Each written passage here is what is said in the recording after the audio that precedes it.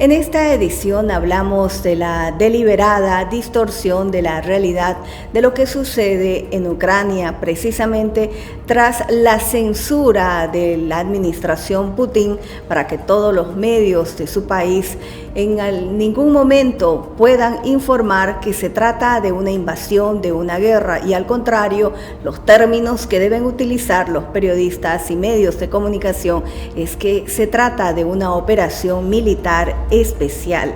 Para hablar de este tema nos acompaña el comunicólogo Eric Torrico desde la ciudad de La Paz, pero inicialmente conocemos parte de su trayectoria.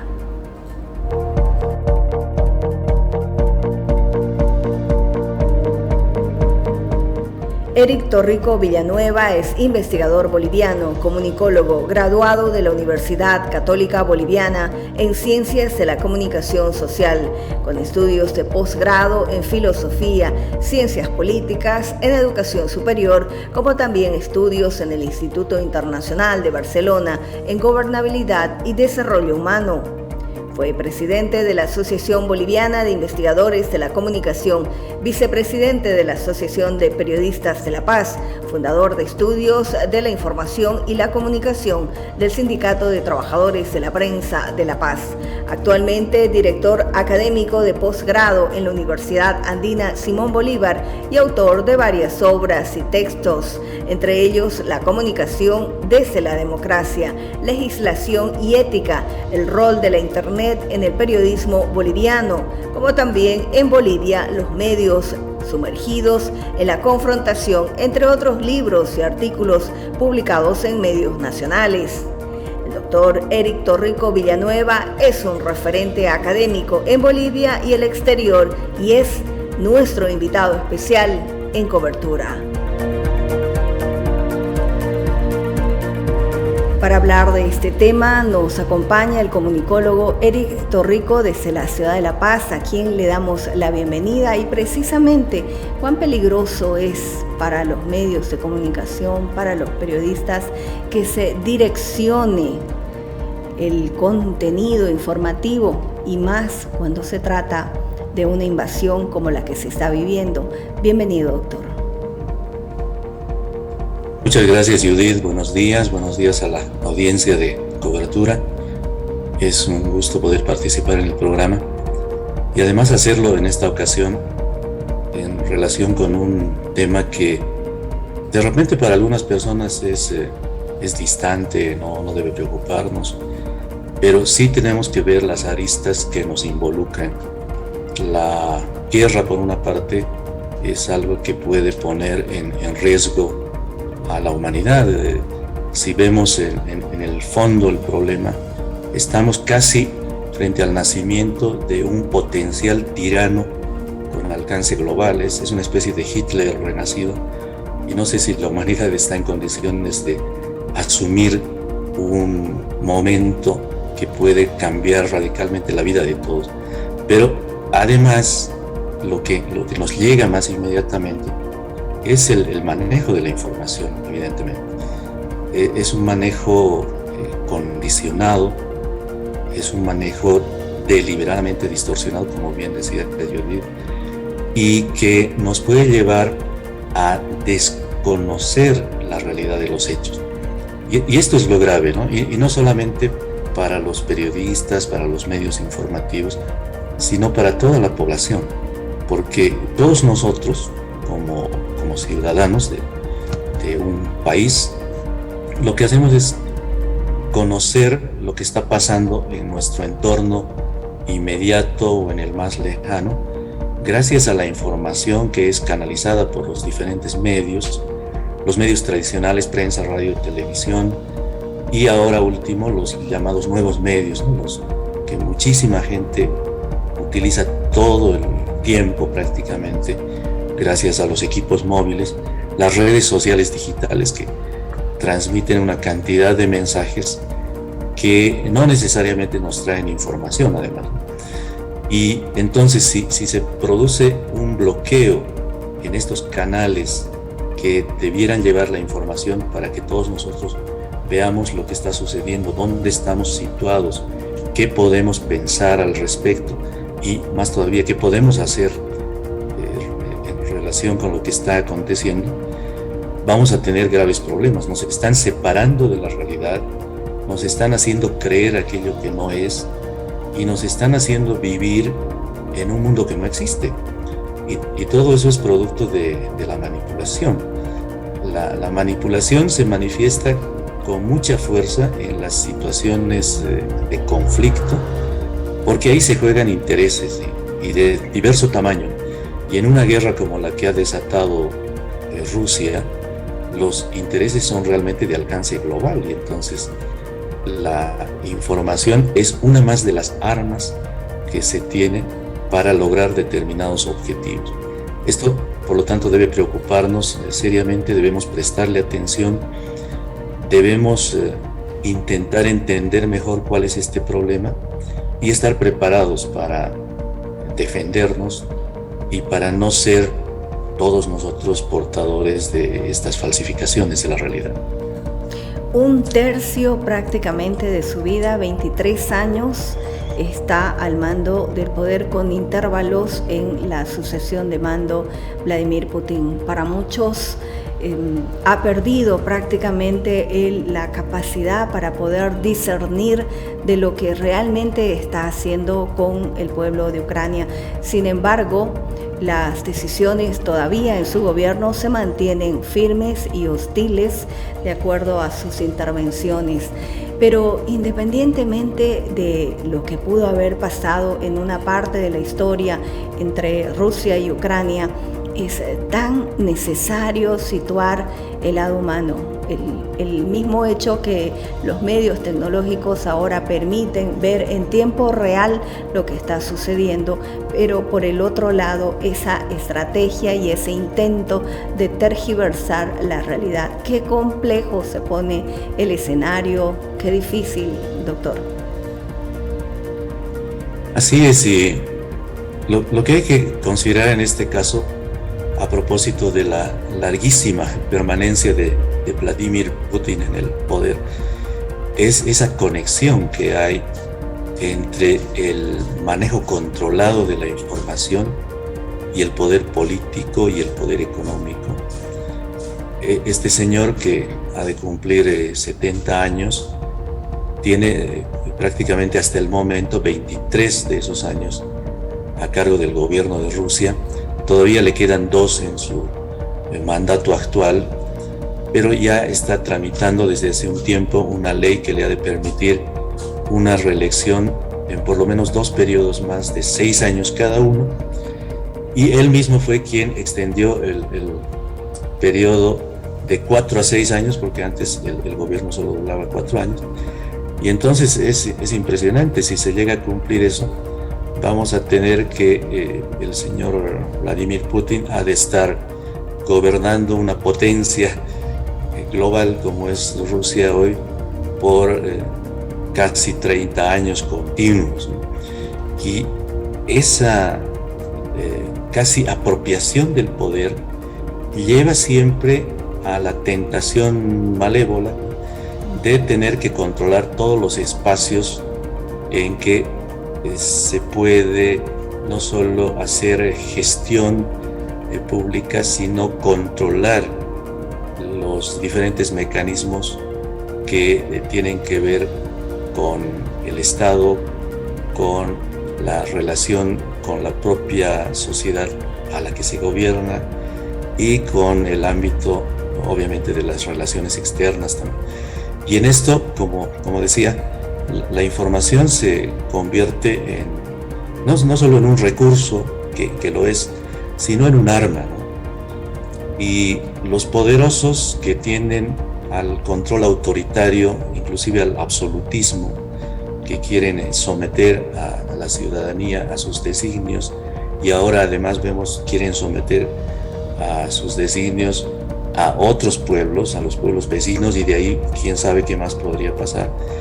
Bueno, estos poderosos siempre van a ejercer presión primero sobre los medios, sobre los informadores, pero después, cuando tienen más capacidad de intervención, simplemente van a ponerse a dictar lo que tienen que decir los medios informativos. Y eso es lo que está haciendo Putin ahora, ¿no? Una nación agredida, un bloqueo informativo que en tiempo de hostilidad tampoco pareciera ser nuevo, ¿no? Este mecanismo ya se vio en otra parte de la historia de la guerra, cuando hubo este silencio, estas órdenes de la propaganda y el silencio en el que solamente recibía el receptor, ¿no? Así es, no es esto nuevo, no es privativo de lo que puede estar haciendo el gobierno ruso hoy. La desinformación tiene una larga historia, y como decía, está siempre relacionada con la conflictividad, con la pugna de intereses. Quienes participan en una confrontación siempre tratan de evitar que se sepa cuál es su propia condición, cuáles son sus propósitos, cuáles son las líneas de acción que van a desarrollar, y al mismo tiempo se trata de desacreditar al otro, ¿no? O de debilitar su moral, de hacer que se sienta ya vencido. Bueno, ese es el juego de la propaganda. En realidad, la comunicación como la conocemos hoy en términos de un espacio de estudio, de análisis, empezó haciendo trabajos de reflexión sobre la propaganda bélica, sobre la propaganda de la Primera Guerra Mundial. Y es ahí cuando ya se estableció esto, que la propaganda, o sea, ¿qué es la propaganda?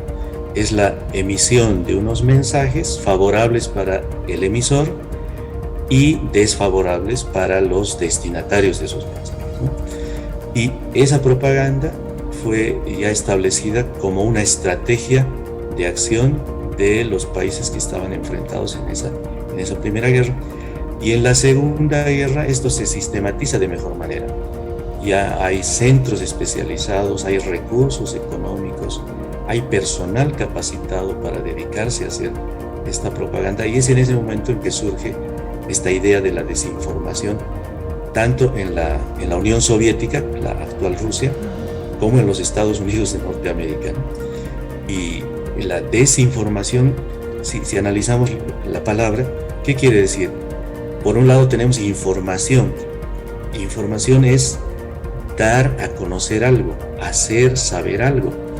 En cambio, desinformación, tienen que ver con lo contrario, con no hacer saber algo, con evitar que se conozca algo, con impedir el acercamiento de la gente a la realidad de los hechos. Y eso está claramente motivado por unos propósitos, tiene objetivos, tiene destinatarios concretos, se produce sistemáticamente los mensajes adecuados a cada tipo de públicos, se los pone en una secuencia determinada. O sea, es pues el resultado de una concepción planificada que está destinada a bloquear la comprensión de la realidad por la gente y a mostrarle otra realidad. Y esto, en ese sentido, es que se vuelve un arma, y un arma de alto peligro. Es un arma que así inmediatamente no genera víctimas mortales, pero sí puede llevar a azuzar la violencia, el odio, puede llevar a que la gente, aún sin tener que ver directamente con un conflicto, se vea involucrada en ese conflicto, tome parte, careciendo de los elementos de juicio suficientes, o sea, participe irracionalmente en el conflicto. Y ese es el riesgo, y frente a eso tenemos que estar todos advertidos. Construir estas falsas realidades con esa estrategia que se está aplicando. Ante esta situación, ¿cómo debería reaccionar el ciudadano, la humanidad, independientemente de las posturas políticas que han asumido algunos gobiernos que con una sutileza o un silencio aparentemente cómplice en torno a poder manifestarse abiertamente de lo que está sucediendo con esta invasión? ¿Cómo debería el ciudadano, la humanidad, tomar esto? Bueno, primero creo que hay una cuestión de principios, ¿no? Lo que usted, Judith, mencionaba, se trata de valorar básicamente lo humano. La defensa de la vida es determinante. El derecho a la vida es un derecho de todos nosotros en el planeta. y no podemos estar de acuerdo, no podemos apoyar ningún tipo de acción que vulnere ese derecho, además llevando acciones al extremo, o sea, provocando masacres sobre población civil, sobre niños, ancianos, gente que estaba desarrollando su vida normal, que de repente se ve prácticamente expulsada de su hogar, expulsada de lo que estaba haciendo como proyecto de vida personal, familiar y nacional. Una guerra no provocada es una acción de prepotencia injustificable. Y entonces ahí tenemos que recuperar los principios. Creo que todos tenemos esos principios que nos dicen que la vida es sagrada. Por eso las normas sancionan a quienes atentan contra la vida. Así, inclusive con una ofensa, con un insulto, ¿no? Ya se está atentando contra el derecho de la persona. Y peor con acciones de esta violencia descabellada que ha sido desatada por el gobierno ruso. Entonces, creo que hay que tomar esa conciencia. Y en función de esa conciencia, y además también de los principios democráticos, necesitamos adoptar una posición. Ahí se está o no se está contra la guerra, o sea, no se trata de decir más o menos, ¿no? No hay término intermedio. No hay, esto es blanco o negro simplemente. Y en ese sentido, también tenemos que tomar una posición frente a la desinformación que se nos está presentando. Hay lamentablemente medios en nuestra propia región, inclusive en el país, y vamos a tener personas que están reproduciendo la desinformación. Entonces tenemos que estar mínimamente advertidos al respecto, tenemos que capacitarnos para enfrentar esta situación. ¿Cuál es la primera recomendación? Por ejemplo, que cuando nos llega alguna información, ahora que tenemos esas posibilidades con las redes digitales, con la internet, con los buscadores de internet, lo primero que debemos hacer es intentar verificar si eso que nos están diciendo es cierto. ¿Y cómo hacemos eso? Bueno, buscamos otros medios, buscamos otras fuentes. Si hemos recibido la información de un periódico X, bueno, veamos qué están diciendo los otros periódicos al respecto. Si sale lo mismo o algo parecido en diferentes medios, es bastante probable que sea verdad, ¿no? Pero si sale nada más en alguno, hay que empezar a sospechar. O si recibimos mensajes en nuestro teléfono que dicen reenviado muchas veces, por ejemplo, ya debemos sospechar por qué se está viralizando algo. O cuál es la estructura de los mensajes que nos llegan.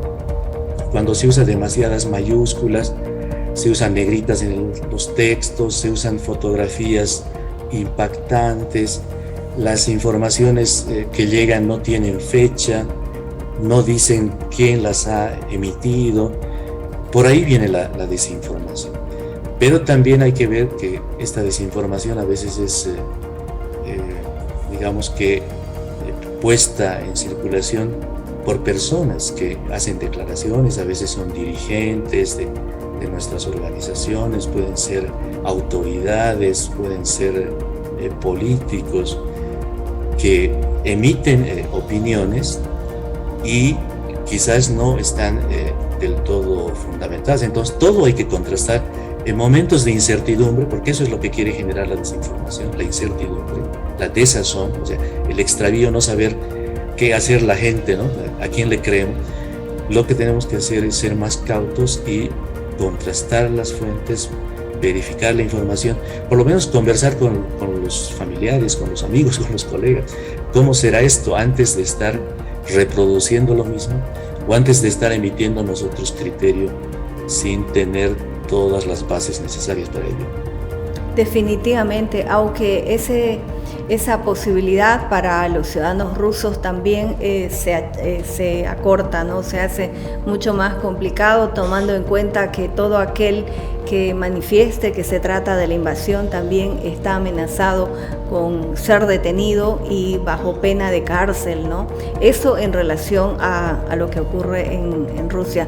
Pero en el resto del mundo, todas las posibilidades para leer, para informarse, la única forma para enfrentar este porvenir y esta durísima realidad que se está enfrentando con la irrupción bélica. Sí, es terrible lo que pasa ahí en Rusia, hasta donde sabemos. Bueno, oficialmente se ha implantado una ley, ¿no? Hay un mecanismo de regulación de los medios en Rusia, estatal, y este mecanismo está ocupándose de controlar la información. Y la ley ha establecido la censura. La censura dice eso, que no están prohibidos unos términos, no se puede hablar de guerra, de invasión. Hay un lenguaje oficial propio para disimular lo que se está haciendo. No se muestra nada de lo que Rusia está perpetrando violentamente contra la población ucraniana. Eso no existe. Hay gente en Rusia que dice que eso es una invención de los europeos, de los estadounidenses, que nada de eso está pasando. Y quien vaya a opinar, quien vaya a informar en sentido contrario de lo que dicen las autoridades rusas, sí puede ser llevado a la cárcel, y hay hasta penas de 15 años, ¿no?, de cárcel por emitir una información diferente. Entonces, eso es censura, eso es evitar hablar. Y la censura no solo evita hablar, sino al final lleva a que se bloquee la posibilidad de pensar, la capacidad humana de tener un pensamiento propio. Y en ese momento se deshumaniza a la gente. Es lo que ha pasado en la Segunda Guerra con el nazifascismo. Se deshumaniza a tal grado a las personas que son cosas descartables, y entonces por eso se las puede matar en masa, porque ya no interesan, no cuentan para nadie. Y eso puede ocurrir también con la propia población rusa hacia el interior. Hay una serie de acciones que se están desarrollando desde fuera para tratar de llevar la información a la población rusa, y también se está haciendo mucho, aunque no sé si lo suficiente, en diferentes partes del mundo. Nosotros mismos, como decía, estamos ya afectados por esto que está ocurriendo. Y no sé, por ejemplo, en la región hay una red televisiva que es Telesur, una red que en sus orígenes tenía unos propósitos buenos. Latinoamérica había siempre desde hace unos 50 años, deseado tener una voz propia en la información internacional. Y Telesur apareció con esa idea. Pero lamentablemente se ha convertido en una especie de agencia de relaciones públicas de algunos gobiernos, en particular del gobierno venezolano, que es otro gobierno que censura, otro gobierno que ha generado masacres sobre su población. Bueno, y ahí se habla de esta situación, y jamás aparece la palabra guerra, no se habla de invasión, hablan de conflicto, como máximo hablan de crisis, y además reproducen toda la versión rusa del hecho. O sea, Rusia, se dice, se ha visto obligada a intervenir en Ucrania porque Ucrania ha empezado una acción violenta, ha masacrado, se dice, Ucrania a un grupo de personas en una región ucraniana que es Donbass, que tiene sectores separatistas, o sea, sectores que quieren unirse a Rusia. Ha masacrado a grupos de estas personas, y entonces Rusia ha salido en defensa, ¿no?, de la humanidad de esta gente, y entonces es una acción, eso dicen, defensiva, y el discurso es que Rusia está muy preocupada por garantizar la paz en la región. Yo no sé cómo se puede garantizar la paz bombardeando incesantemente diferentes ciudades, ¿no?, matando ya no se sabe cuánta gente. Entonces, hay que ver de dónde nos viene la información, cuál es la historia que nos cuentan, y comprobar eso con otras fuentes. Pero finalmente la construcción de falsas realidades tampoco tiene el peso y la credibilidad, ¿no? Ya No es lo mismo que lo que sucedió en la Primera y la Segunda Guerra Mundial. No existían los mecanismos tecnológicos, las herramientas. Ahora sí se puede ver en tiempo real. Cambia el escenario, cambia las miradas y cambia también la crítica. Y bueno, nosotros vamos a estar atentos precisamente, como todo el mundo, todo, independientemente ya de la labor periodística, todos observamos desde la mirada humana, desde lo que realmente está sucediendo y de algo que pensamos que ya estaba prácticamente subsanado, ¿no? Hemos como de alguna manera involucionado como seres humanos, ¿no? Es verdad, es lamentable. Considerábamos que estábamos como que en otra etapa, que habíamos superado estos riesgos, estas posibilidades de volver a la barbarie, pero la estamos viviendo, la estamos sufriendo y debemos estar, como decía, advertidos, precavidos frente a los autoritarismos, frente a estas amenazas que están ahí de repente muy, muy cerca nuestro y a las que no les hemos estado prestando atención. Hay que ratificarnos en la defensa de los principios, en la defensa de la vida, de los derechos humanos, de la verdad informativa. Y todos estamos convocados a eso. O sea, esto no es apenas papel de quienes gobiernan o de quienes nos informan profesional. Todo el mundo, toda la gente tiene que participar en esto que es una especie de acción colectiva necesaria, ¿no?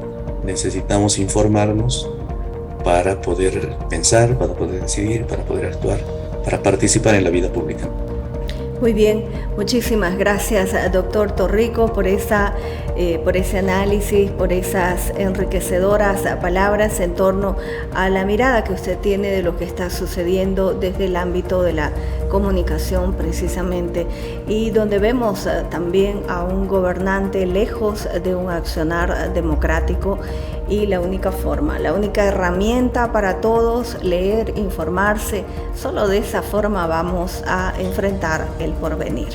Hacemos una pausa en Cobertura.